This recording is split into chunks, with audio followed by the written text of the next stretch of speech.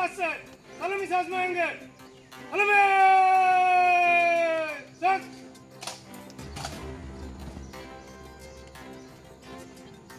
सलमान खान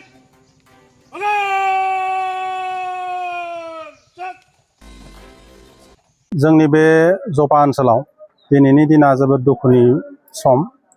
मानो होनबा जोंनि बे ओनसोलनिफ्राय सासेल' नायल' जाल' सासेल' बे CRP आव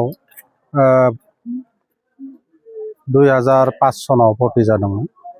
बिथाङा गिबियावनो BLT दोलोनि मावथि जानानै जोंनि बर' हारिनि थाखाय गोबां खामानि मावलांदों।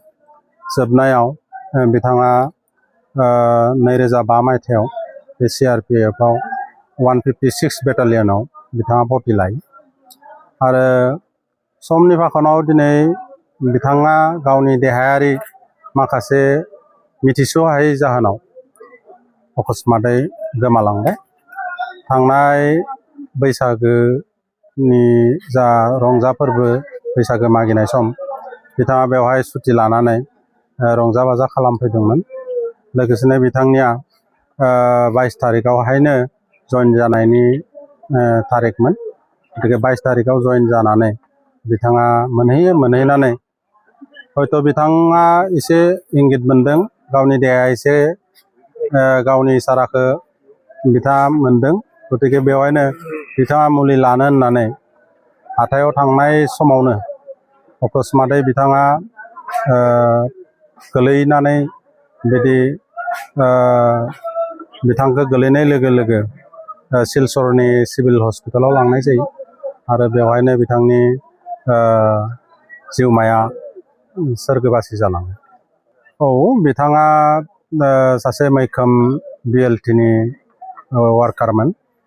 आरो बिथाङा गोबां बिदिनो हारिनि थाखाय खामानि मावदों।